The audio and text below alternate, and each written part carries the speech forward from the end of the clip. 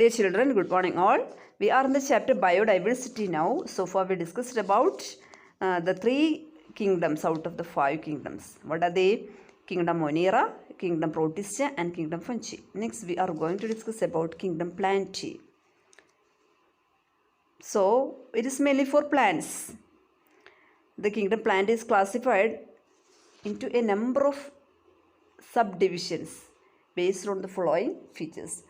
The first classification is based on the plant body, whether the plant body is differentiated or not.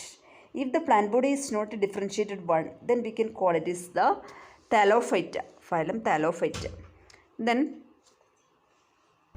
if the plant body is a differentiated one, it is again classified into 2, whether it is or whether it can produce the seeds or whether it shows a vascular bundle or not. If the plant body is not showing a vascular bundle, then we can call it as a group Bryophyta. Then the other group, that is the plant body with the vascular bundle, they are again classified into 2 based on the type of the seed production capacity. If they are able to produce the seeds, then they are, if they are not able to produce the seeds, then they are coming under the group Pteridophyta. If they are able to produce the seeds, again they are classified into 2, whether the seeds are naked or covered, exposed or covered. So if the seeds are exposed or naked, then we can call it as the gymnosperms. Then the other group is angiosperms. Angiosperms are the advanced flowering plants. Here the seeds are covered by fruits. Then again angiosperms are divided into 2 based on the type of cotyledon. If the cotyledon contain 2 seed leaves, then 2 seed content, then we can call it as a dicots or dicotyledons. And if the cotyledon is a single seed leaf, then we can call it as the monocotyledons. Then we have to discuss what are the major features of all this phylas. Sorry, not phylas, divisions. First, Thallophyta. Here, the plant body is not differentiated into stem, root and leaves. Okay, this undifferentiated plant body is called a thallus. Vascular system is absent. The main group of these plants, these are the algae. It may be unicellular or multicellular, and most of the algae are with chlorophyll, and all these are aquatic. Okay, and the multicellular forms, they are generally ribbon-like. Example, Chlamydomonas, Spirogera, etc. So nutrition could be autotrophic. Then second group is the Bryophyta. Bryophytans are known as the amphibians of the plant kingdom because these are the plants, they are able to live in water as well as on land. They are the very small plants without any true leaves and roots. The plant body is commonly differentiated into this leaf-like, stem-like and root-like structures. They have no specialized tissues. Vascular bundles are absent for the conduction of water and food. Okay.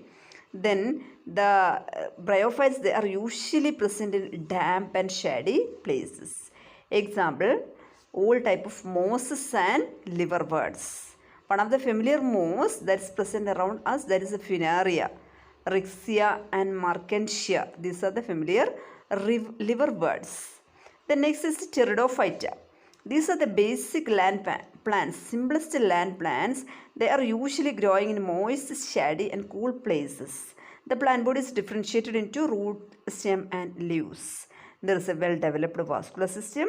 The green structure, that is a gametophyte, that is a, sporophyte, that is a dominant phase of the life. Example, all kind of ferns, പന്നലുകളും പായലുകളും, Dryopteris, Adiantum, Marsilia, etc. Next is the gymnosperms. Gymnosperms are the primitive seed-bearing plants. That means the seeds are exposed or they are regarded as the lower flowering plants. The flowers may be unisexual or bisexual. Then the plants have exposed seeds and do not bear fruits. The plants are usually woody plants. Example, pinus, cycas, etc. The cone-shaped pinus and cycas. Then the last group is angiosperms. Angiosperms is the advanced seed-bearing plants. The seeds are enclosed by the fruits, the flowers are modified, and cotyledons are there. Cotyledons are called seed leaves. Based on the number of cotyledons in a seed, the angiosperms are again classified into dicots and monocots. Monocots are with the single seeds and dicots are with two seeds.